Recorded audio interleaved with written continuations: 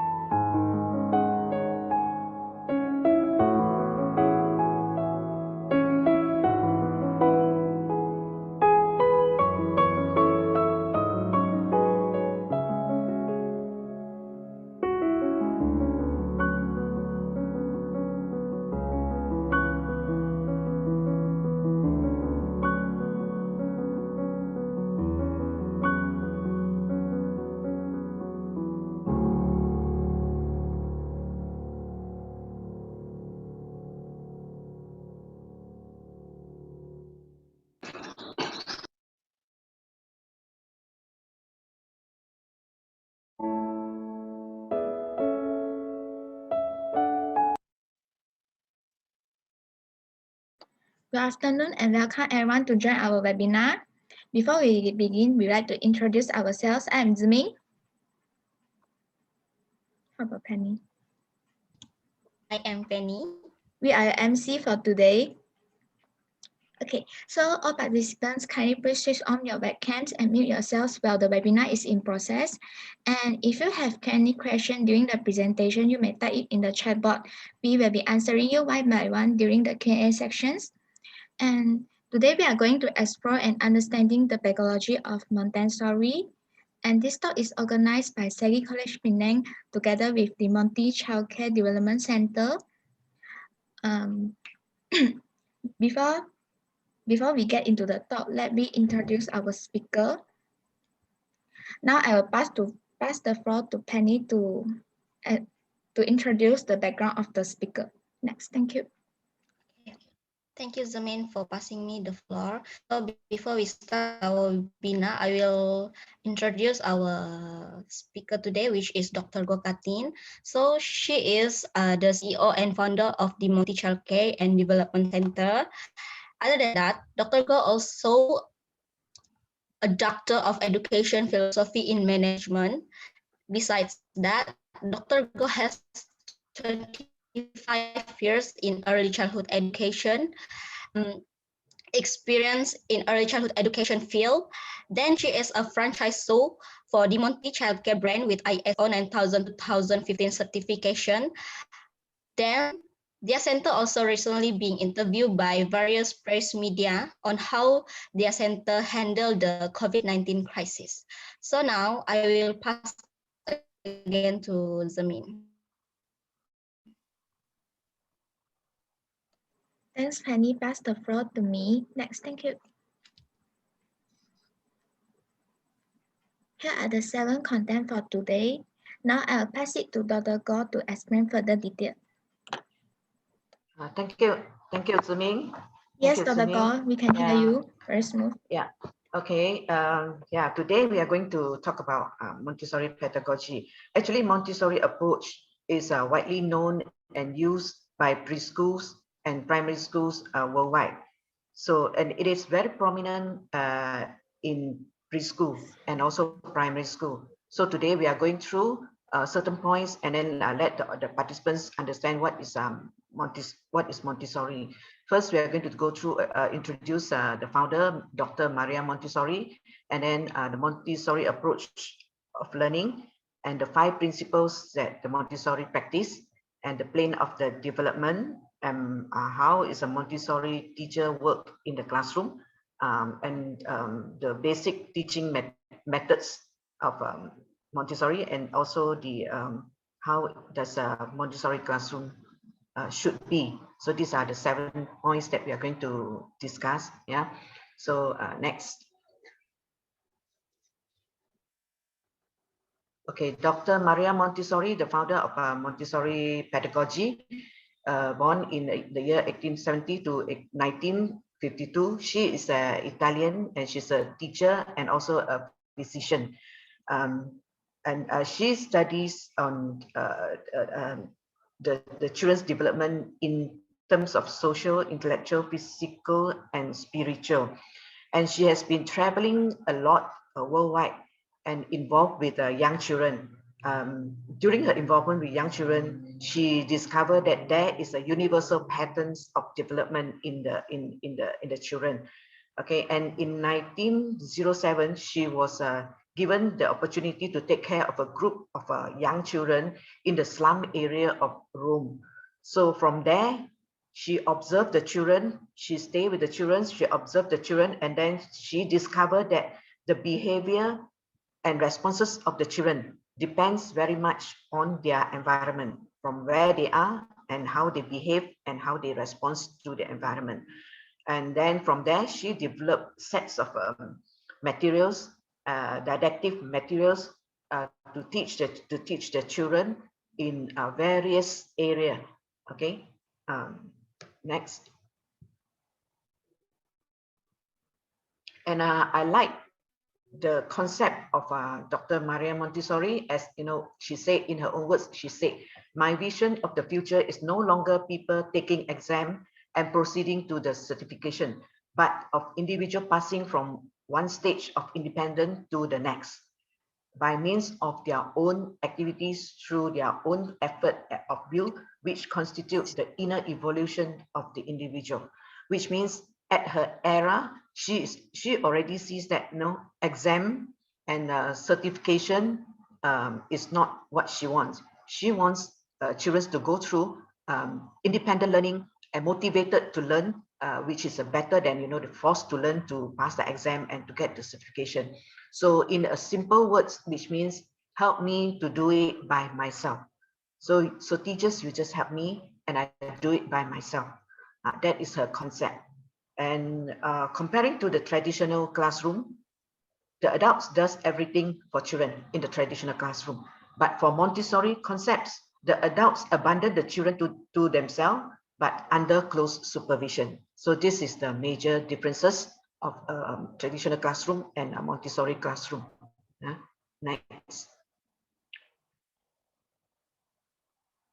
Okay, in Montessori classroom, it is very prominent, as I said earlier, it is very prominent in early childhood education and also primary education. Okay, the emphasis is on four areas. Okay, individuality. Individuality meanings active individual learning. The active individual learning encourage the children to learn in a concentrate manner, which means they learn individually and then they learn to be concentrate on what they are learning, and then once they are able to achieve, once they are able to reach certain area, then they will.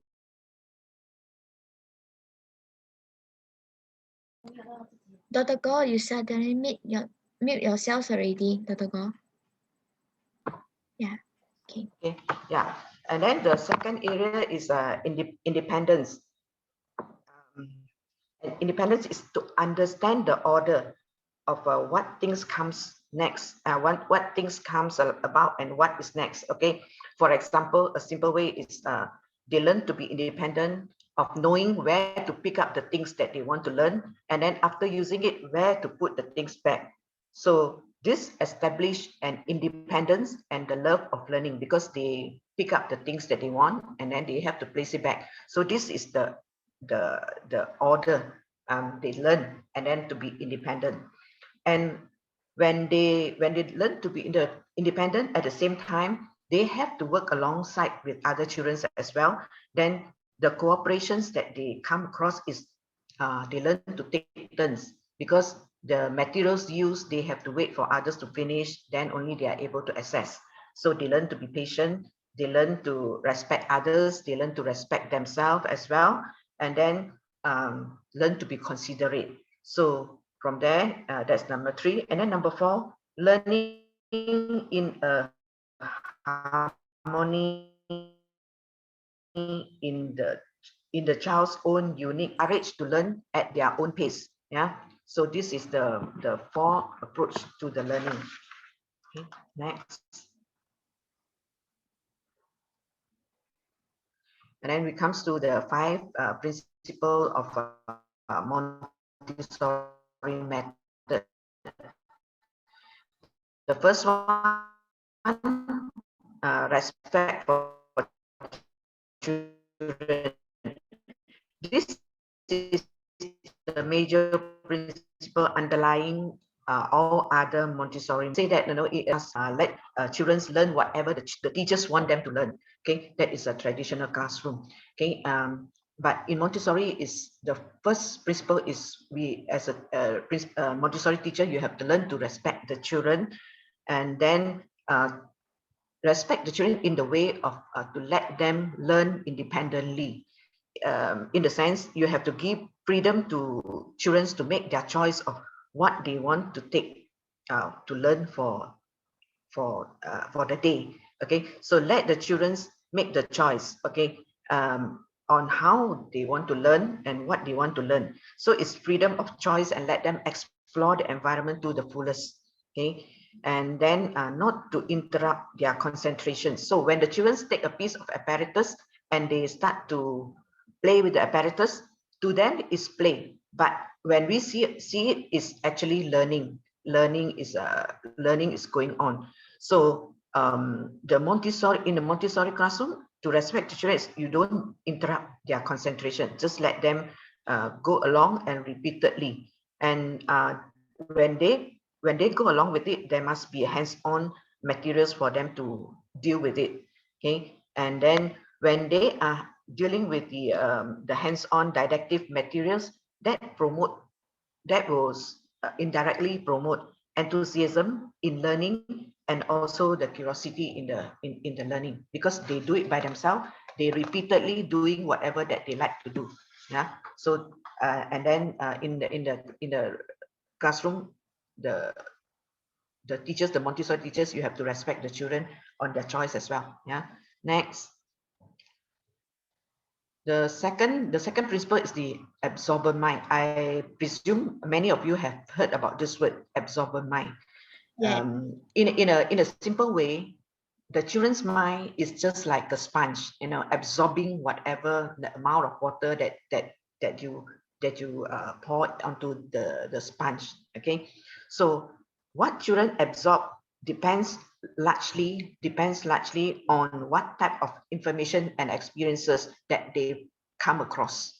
So their experiences and the informations that they come across, they will absorb like a piece of a sponge. Okay, and from birth to 6 years old, the children gain knowledge from his or her environment by means of absorbing experiences and informations around them. Okay, and 0 to 3 years old is called unconscious absorbent mind. So like 0 to 3 years old, from birth to 3 years old, young children, when they heard about the bird chirping, chip, chip, chip, chip, chip, and then adults tell them, okay, this is the sound of bird. When they come, when you see the bird flying across, and then when adults tell them, okay, this is the bird flying across, or a bird is resting on the tree, then the adults tell them this is a bird. Okay, so children just absorb whatever information that the adult input into their mind, and the experience, that means what they see, then they will put it in their mind. The next time when they hear the bird chirping, chip, chip, chip, and then they know this is the chirping of a bird. This is how a bird sounds. Okay, so this is absorbent mind. And then when it comes to 3 to 6 years old, it's called conscious absorbent mind. Based on the experience that they have previously, then the children will know that this is the bird flying through.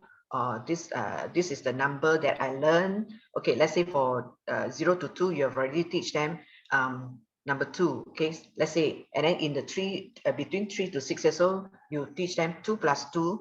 Then they, based on their previous experience of knowing that number 2 is 2 objects, 2 plus 2. Okay, then they put 2 objects and 2 objects together. So that is conscious mind. They are already conscious of what is number 2. Number 2 representing 2 objects. Okay, and then add in another 2 objects and how it becomes. So at the conscious mind, absorbent mind, they are basing on what their previous experience, and then with the facts that they learn, they put the informations together. Yeah. And the children during their absorbent mind period, they are encouraged to explore in their learning environment. So not only the classroom, sometimes in the park, they are seeing things, they are learning in the park, in the supermarket, in the bakery shops or whatever. So they are learning from their environment as well. And in Montessori, normally we call it like an uninterrupted block of time. So in the Montessori classroom, normally we give about 3 hours for the children to learn without interrupting or interference, and let them pick whatever materials that they want to learn. And then if they finish learning, they put it back to the original place, and then they can pick another sets of materials, and then they learn again. So during the block of time, then they are free. They have the freedom of choice to choose whatever materials that they want to explore. Yeah, so this is during the absorber mind period. Yeah, next. Okay, number 3 is the sensitive period. So during certain period, children are more readily to learn certain skills. For example, when they are still infant, they learn to listen to sound. They learn to listen to what adults tell them. Okay, so then when they get a little bit bigger, they start to put the informations that they absorb, okay, or they listen, and then they start to imitate and become their speaking skill. So you see, the children, they have a different development stages. So the sensitive period is different. So when infant, that means their listening skill comes first, and then after that, when they grow a little bit bigger, a little bit older, then the sensitive periods become speaking. So there were periods of time when a child learns certain things more easily than other period. So during the sensitive period, we as an adults, we have to know what is the sensitive period at that particular time for that particular child. Yeah, and then we have to introduce of concepts of learning based on the age appropriate. That means based on their sensitive period. Okay, age appropriate in this way, we mean the sensitive period lah. And then the development stages of individual children may be different.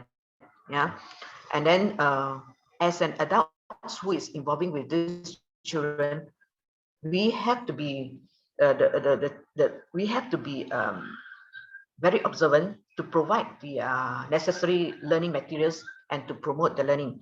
As a Montessori teacher, you have to attentively observe and identify the sensitive periods of the children, and then to provide the necessary materials to promote the necessary learning at that particular moment. Yeah. Next.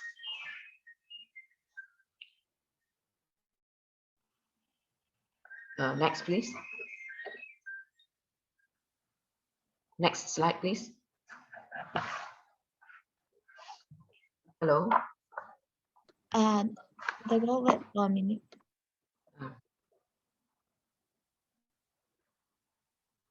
I think it's technical issue.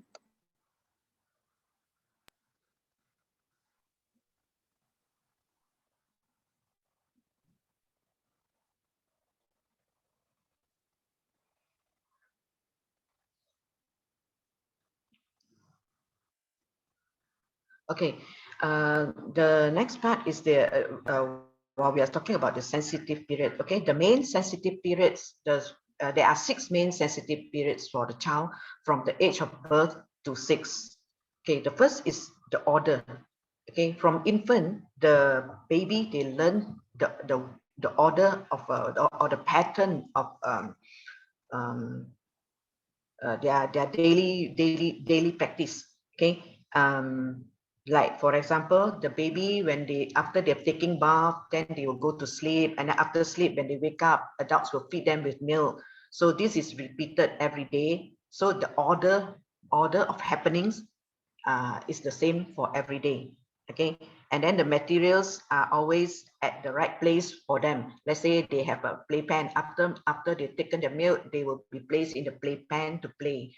Okay, so this is the order. And sometimes adults, if let's say you do not know that in the infant stage there is an order, and sometimes children cry, and then we see that, we have already feed them with milk, why they still cry? You know, they have tantrum or anger. Okay, so actually maybe the order is already disturbed. See, if let's say one day the baby has been used to, after feeding milk, you play them in the playpen to play, but one day there's no playpen, but you play the baby somewhere else to play. So the baby is not used or not comfortable with the changes in the environment, then they will cry because something is not comfort, something which they are not familiar with. The order has been interrupted, so they cry. So without knowing the reason, then we may classify that as, you know, the tantrum, okay, which is not right. Okay, so as the infant from birth, they have the inner need for consistency and repetition, which means every time when they wake up is playpen, or every time when they wake up is milk, after milk is a playpen, you know, something like that, you know, the sequence. So if something is interrupted, then they feel uncomfortable. Okay, the changes of environment, or sometimes when there is a new a stranger comes in, the child may cry because it's the change of order. Every day the child is used to facing only mommy or grandma or the childminder who is taking care, but then suddenly there is a stranger that comes into the circle, then the whole environment change and the order is disturbed. Okay, and after the sensitive periods of order, it comes to the development of the five senses.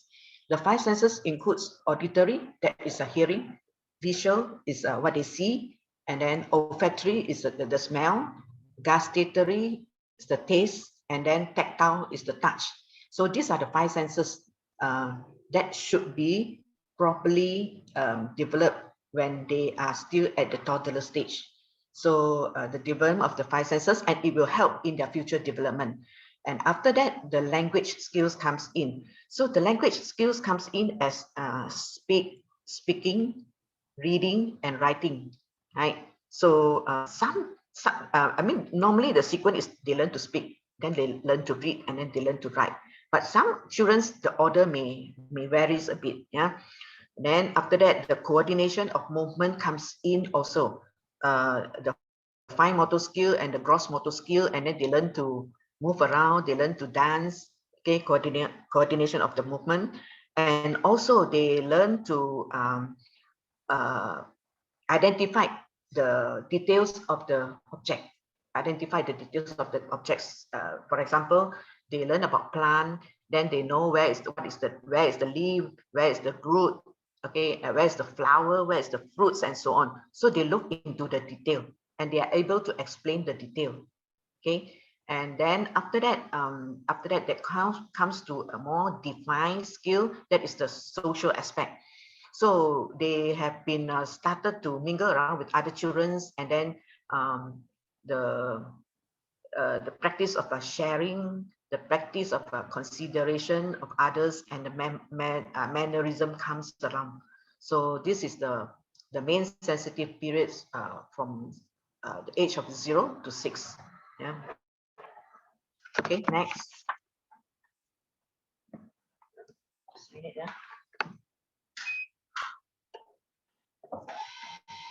Next. Okay.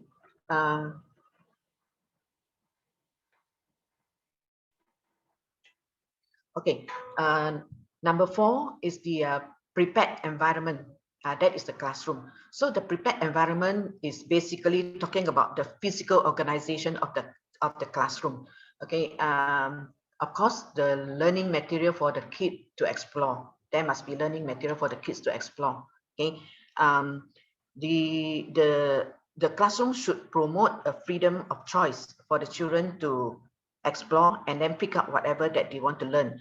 And in a prepared environment, definitely there must be a full set of apparatus, Montessori apparatus that will help them to learn, and then a Montessori trained teacher and an assistant. So this is called the basically a prepared environment. Okay, and the teacher has to prepare the environment according to what you want to learn. Let's say, for example, do you want the children to learn about mathematics, recognizing number 4 and 5. Okay, so you have to put the materials, different sets of materials for the children to learn. Now, if let's say you just put 1 or 2 sets, it may not be it may be a bit boring. If let's say 1 or 2 sets they explore and then finish. Okay, for those fast learners, they may need more sets of materials. Then they to enhance their skill of learning whatever that the teachers plan for them. Let's say number 4 and 5. So you have different sets of apparatus. One set finished, then they put it back, and then they take another set. So they repeat the learning and reinforcing the learning. Yeah. So this is what is happening in the Montessori classroom. And then the other one is the number 5 is auto education. Okay, auto education is promoted in the Montessori classroom is because they have integrated age group of children. Normally they have one age 1, 2, 3. They put the children's age 1, 2, 3 together, 4, 5, 6. The age 4, 5, 6 together. So this is called integrated classroom. Children of different age. The purpose of this is to encourage auto education. Auto education means they learn to educate themselves. Older children, they learn to educate themselves by reinforcing what they learn and then teaching through teaching the younger children. So when they are teaching the younger children, they reinforce what they have learned. Okay, and it becomes stronger. They become stronger in the skill. Okay, so that is how the older children learn to teach themselves. Okay, learn to educate themselves, and then the younger children, they will take the older children as their role model, as their mentor, and then to follow the older children, take them as a role model, and then the older children learn to care for the younger children, and also at the same time they can practice their leadership skills and their social skills as well. So this create a sense of belonging and community spirit, and also independence for the young children. And in a Montessori classroom, in a Montessori in this way, in a Montessori is very calm. It's very calm, and then everybody is sitting down learning something. Yeah. So this is the five principles of Montessori. And next.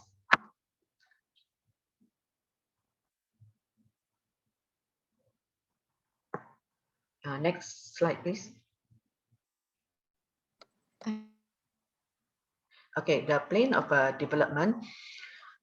In the plane of development, we break it down into 3 parts. Okay, 0 to 3, 3 to 6, and 6 to 12.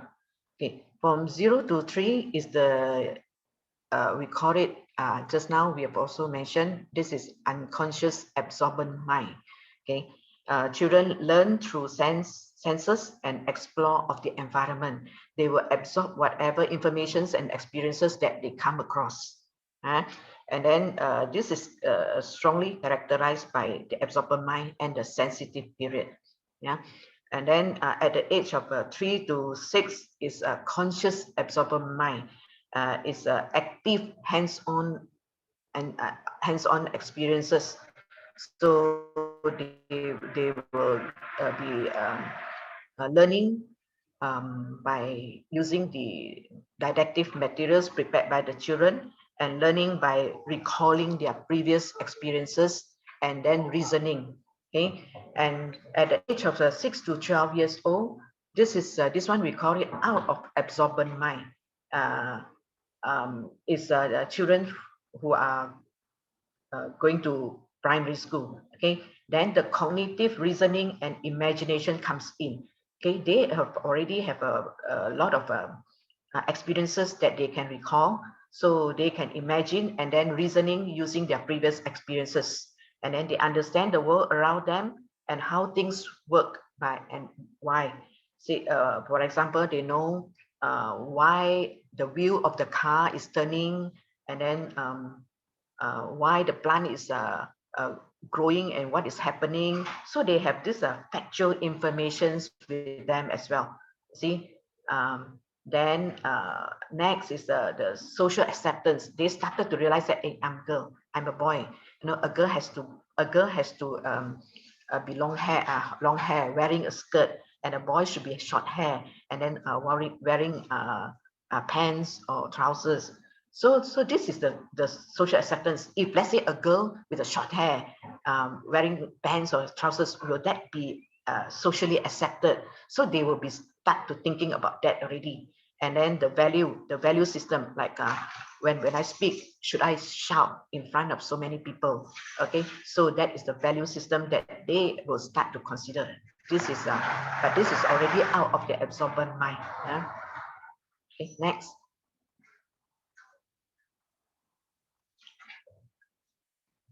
Wait for a while. Already changed already.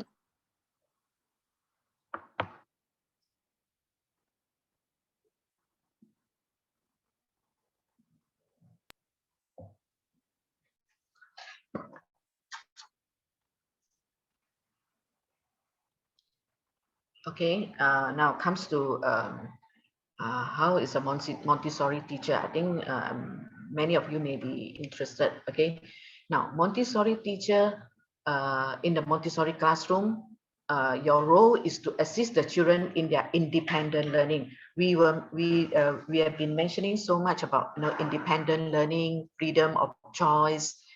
So as a Montessori teacher, you are a facilitator and not a lecturer, and you have to be specially attentive to observe the children, and then passive, and then control the environment.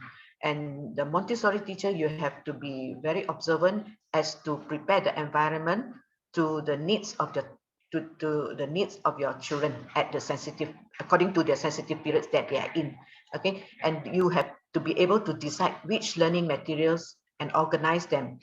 Okay, the ability to plan activities according to the sensitive period of the children in your class.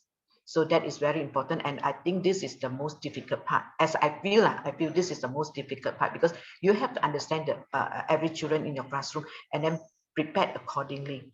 Okay, and you have to allow freedom to explore, freedom to make choice on what they need to learn. Okay, actually this is a freedom of choice within a prepared environment. You understand? Freedom of choice within a prepared environment. The prepared environment is prepared by the Montessori teacher according to whatever is necessary to provide during the sensitive period. Yeah, and then children is allowed to repeat um, the um, the exercise, or they call it games or whatever. Okay, and then to encourage the use of hands. Okay, when you apply, or you use your hands to practice, and you use your hands to do something, you will remember better, isn't it? I think most of you will agree. So if you do it with your own hands, you will remember better. So this is why the Montessori is encouraging with a lot of hands-on practice. Yeah, and then the Montessori teacher is beside to encourage acquisition of certain vocabulary. Let's say, for example, when you see a ball, you can express it by, oh, this is a big ball, this is a small ball, or the ant, say it's a small ant, or a big ant, or a red ant, and to enhance the vocabulary skills by expanding their vocabulary, expanding the vocabulary. Yeah, and then to give guidance and helping hands. Okay, and be an active observer and assessing the children for the next level. So you have to be able to and understand, and then see that if, let's say, your children has been practicing a piece of apparatus and already master it, then the next lesson probably you will promote the learning to the next level. Yeah, so not to using the same apparatus again. Yeah, so that you have to be very observant, and then modeling ongoing respect for all children and their work. Okay, so you have to respect, and then try not to use negative words. So in the environment, in the Montessori environment, normally we discourage the use of negative words, but actually in all kinds of a classroom, and negative words are not encouraged. Yeah, and then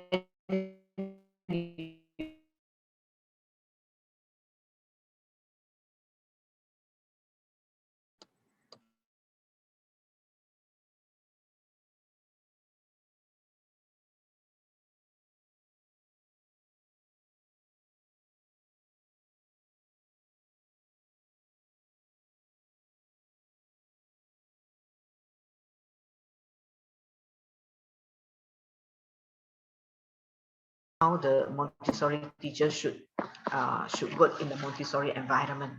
Yeah. So next slide, please.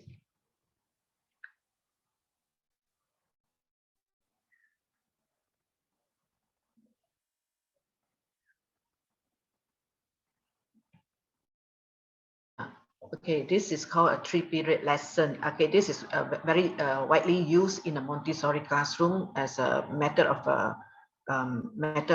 teaching, and you can use it in whatever subjects that you want. Okay, when you want to introduce something to your children, let's say, for example, we want to introduce a rectangle and a triangle, a rectangle and triangle. So you can pick up the two objects. Okay, then the first period the first period is called the identify period. So you identify the two objects clearly to the children. This is a triangle, this is a rectangle. Triangle, rectangle, triangle. This is a triangle, this is a rectangle. So you repeating the name of the object for a couple of times. Then the child may, the absorber mind, they may absorb, okay, recognizing this is a triangle, this is a rectangle, okay.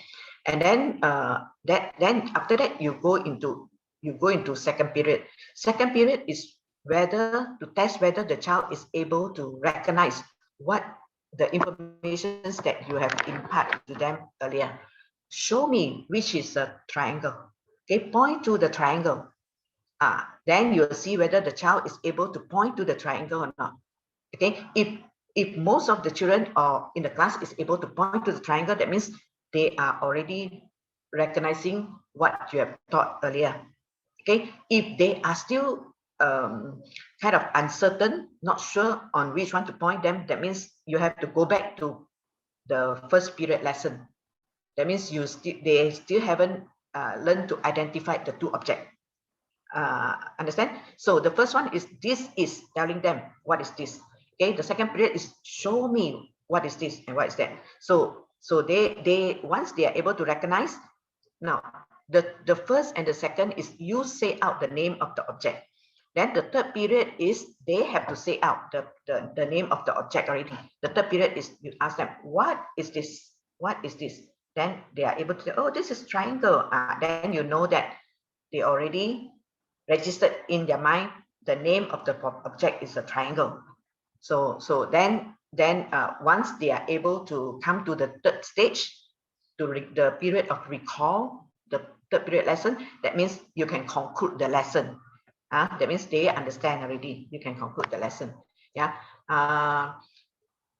Sometimes lesson 1, 2, 3 you can carry out within the day, but sometimes if it is a too difficult object or objects which they seldom see, probably you have to do 1 or 2 period 1 and period 2 in one lesson, and then period 3 in another lesson, or it depends on how the progress is. Yeah, so this is a very useful way of teaching children to recognize objects, numbers, words, alphabets, or even teaching science.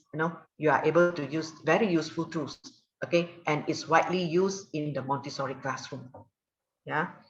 Okay, next.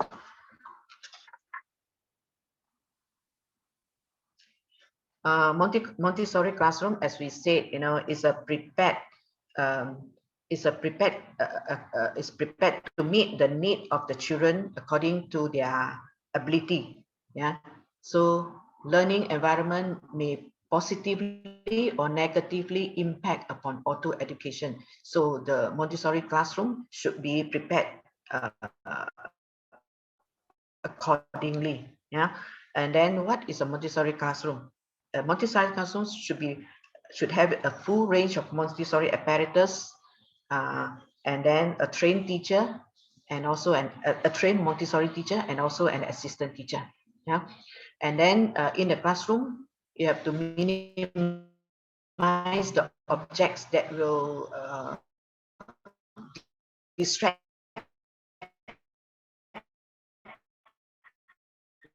the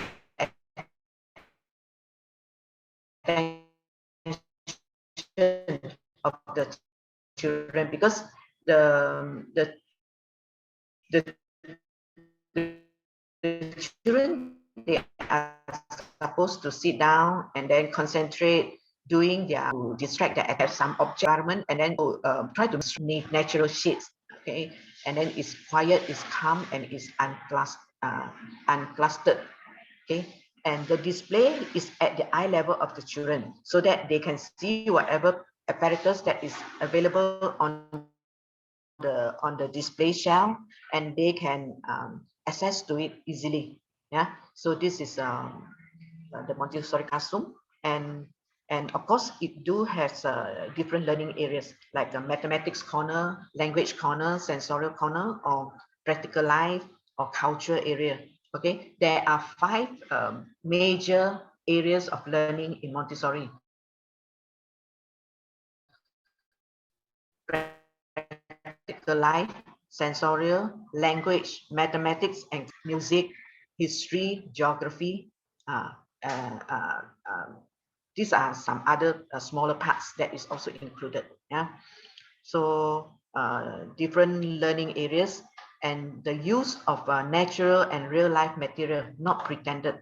So Dr. Maria Montessori, it encouraged the teachers to prepare materials, real life material. Let's say, for example, you want to teach vegetable, it has to be fresh vegetable. If you want to teach fruits, it has to be real fruit.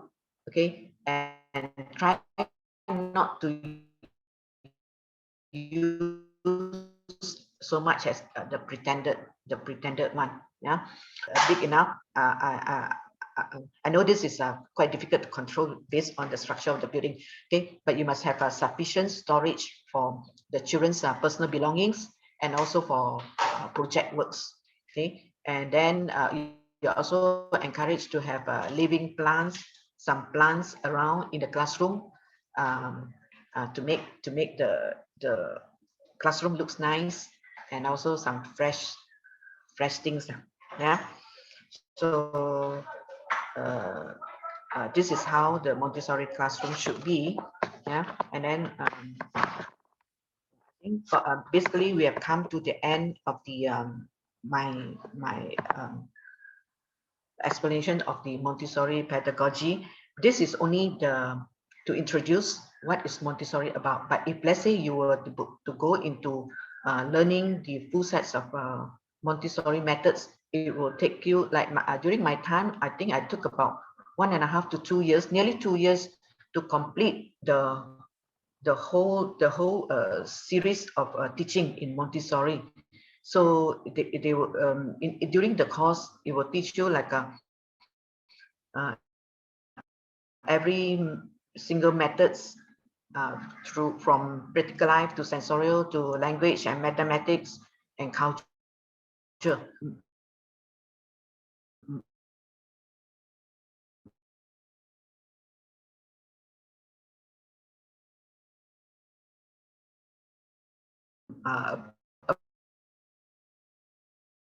About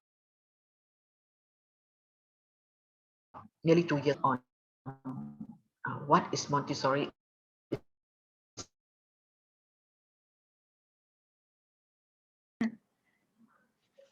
Next slide, please. Thanks, Dr. Go, giving us such an amazing talk. Now it's a Q&A section. May I ask, is it smooth or not, everyone? No. Okay. So we have Yes, collected a few of questions from the chat board, which asked by the participants. So the first question which asked by the participants is, how do Miss, how do you start your teaching journey in education industry? Dr. Go, you may answer it.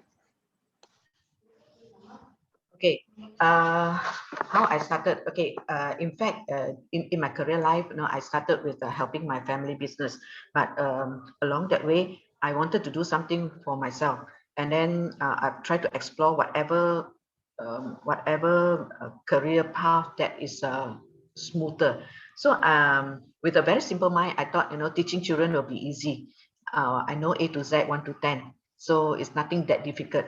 Then I took up the Montessori diploma in early childhood in Montessori. So after doing that, then I ventured into opening up a center, and then that's how I come to this career, because I want to start something of my own rather than doing something which I'm not I don't quite like. Then along the I think I answered the question, right? Right. Yeah. So for the second question is, Joyce, kau tanya nomor 5 aja tadi, bukan 55, yang nomor 5 aja. Penny, please mute yourself.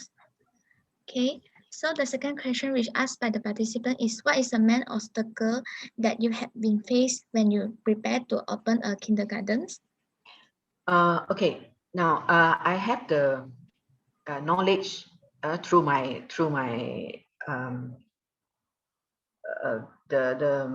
involvement in the learning of a Montessori approach and all that. Okay, but then when I have my own center, things become different because hands-on is also very important. Experience is also very important because some of the things you are unable to solve without your previous experience. Okay, so when problems comes, then you have to base on your previous experience how to solve it. So during that time, luckily I do have some seniors, I do have some other business partners. Then we discuss, and then we solve the question. So to start a business, hands-on experience is also very important as well. So once you have the hands-on experience, and whatever problems that comes to you, you can solve it by the experiences that you have. Okay. So now I'll pass the floor to Penny to ask to continue about the questions. Penny. Okay, so the other question from the participant.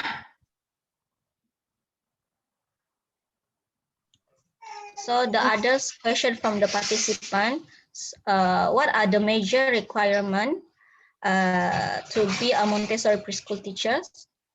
Major requirement, as I said, you have to be first is you have to love children. You're passionate about what you're doing. Okay, and then you have to love children.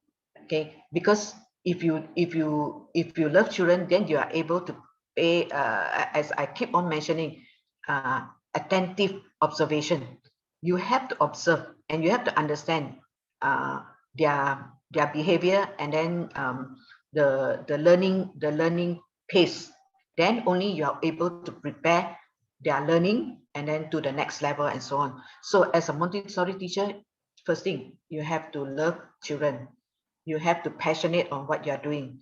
You have to understand. You have to understand the Montessori pedagogy, like a sensitive period, absorbent mind, and so on. Then only you are able to prepare the environment for the next level. Yeah. Okay, another question that I take from the chat box. What are the good advice that you can give for the future teacher who want to work in a Montessori preschool? Basically, the answer is the same as the previous one. Again, you have to love children. You have to be passionate.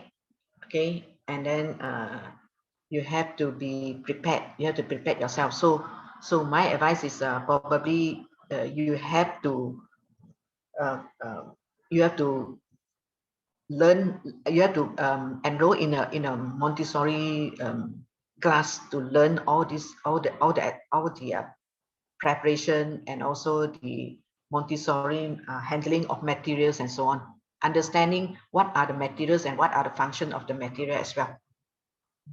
Yeah, so that is the preparation that you must have. Okay.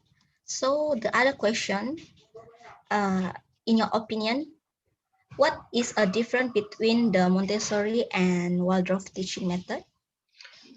Okay, as a Waldorf and Montessori, basically I'll talk about the similarity first. Okay, both Montessori and Waldorf, they are emphasizing on hands-on experience. Okay, once you put your hand in to perform certain tasks, then you can remember better and you will enjoy it also. you enjoy it, and then after performing it, you have a sense of satisfaction. So this is why they are emphasizing so much, both also emphasizing so much on hands-on. Okay, but in Montessori, they are focusing more on like a real life experience, using the real life materials. Just like what I said, no pretended, not so much on pretended. Okay, uh, uh, real life experience, and then they are focusing on the development of the five senses, then the practical life as well, practical life as how to put on shoes, how to put on their shirts, okay, how to prepare a cup of drinks, and so on. So that is all on real life. And a Montessori classroom is quiet, in the sense that the children are concentrating, doing their own um, own activities. Okay, then they learn, and I would say that is when they go to the age of 3 to 6 is academic that comes in. Academic meaning they learn to speak, they learn to read, they learn to write, and they learn to count. So this is Montessori level. But for Waldorf, they are hands-on as well, but then they are focusing more on imaginary role play. Okay, so they role play and they learn from as the role that they play. Okay, in Waldorf environment, there are musics, there are songs, so children are very happy, and you can hear the noise. They are laughing, they are playing, they are dancing. So they are focusing more on that.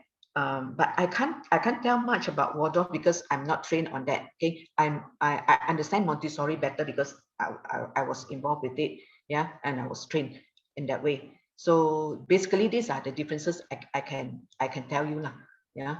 But other than that, I don't go into detail of Waldorf. So, got another participant asked that, is it Montessori education suitable for children in their learning path, Dr. Goh? Okay, for children when they are young, I think for those is below 3 and below, or even 4 and below, while they are still at the sensitive unconscious absorbent mind, the use of Montessori apparatus and the teaching, I would say, is very good for developing the five senses, especially developing the five senses. Montessori, they have a apparatus to help children to develop their five senses, the sensorial materials, and so on. Okay, but then for those older children, whereby they are going to our local primary school, is not a Montessori. It's not a Montessori base, so it's a bit different. I mean, the classroom approach is a bit different. So I would say that for 4 and below, Montessori method is good, yeah. But for 5 and 6, probably we have to make some changes. And where do you study the Montessori course, Dr. Goh? Last time I have it in Penang, whereby I know, but I don't think there are because Montessori is not easy, and it's not easy to apply in a real life school. So probably the response was quite poor. I don't think there is any colleges that is organizing a full Montessori training in Penang. Last time when I was having it, I'll have it in Penang.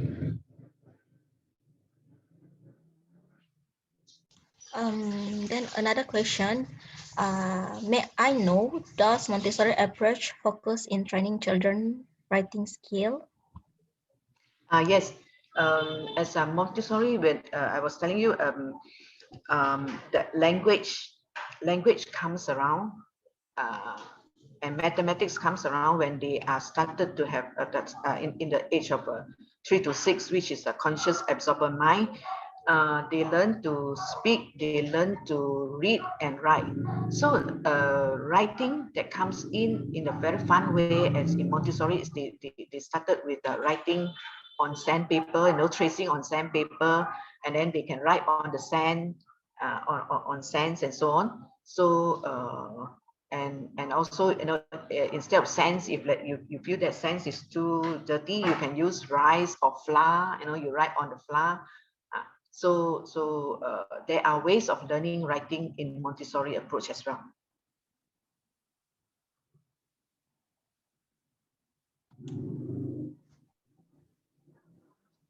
And okay, last question, because we are out of time. So this is the question I will collect. And how youth apply the hand-on education through technology? I think I would say technology is technology, hands-on is hands-on. Okay.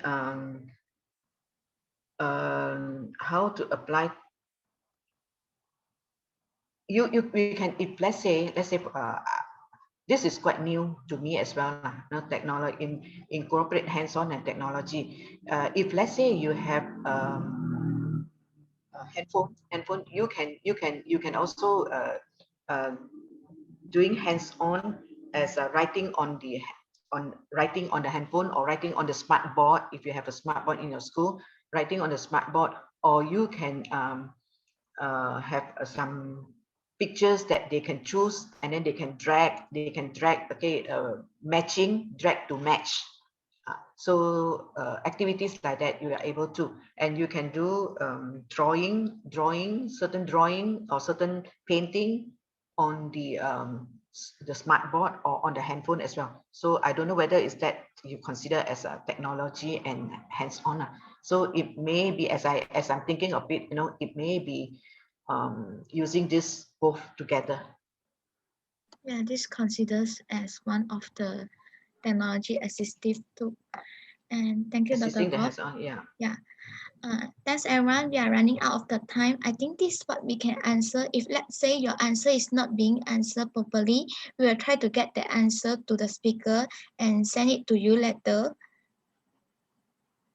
Penny?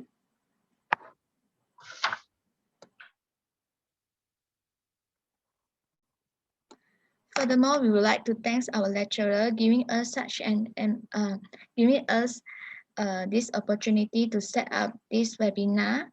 Penny, can you continue it? Okay, so other than that, we also would like to say thanks to our participant for highly participating in this webinar. So we will issue the e-certificate for you all through the email. So thank you everyone, and goodbye. Okay, thank you. Thank you. Yeah, bye-bye. Thanks. Bye-bye. Bye. Thank you. Bye. Bye.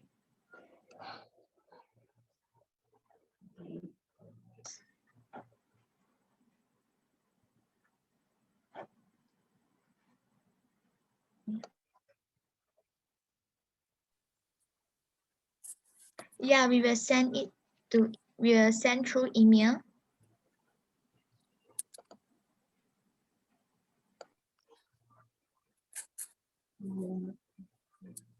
Thank you very much. Yeah, welcome. Thanks for joining us.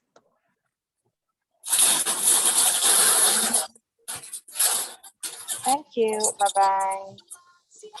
Bye-bye. Thank you, everyone. Thank you. Bye-bye. It was very nice.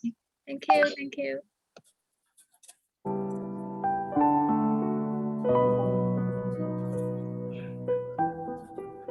Thank you.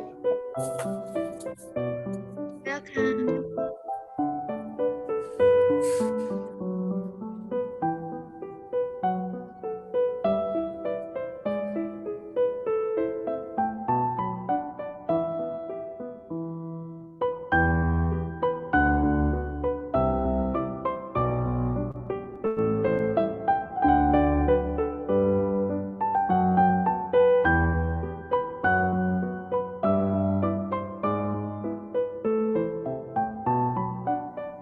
We will upload our recording videos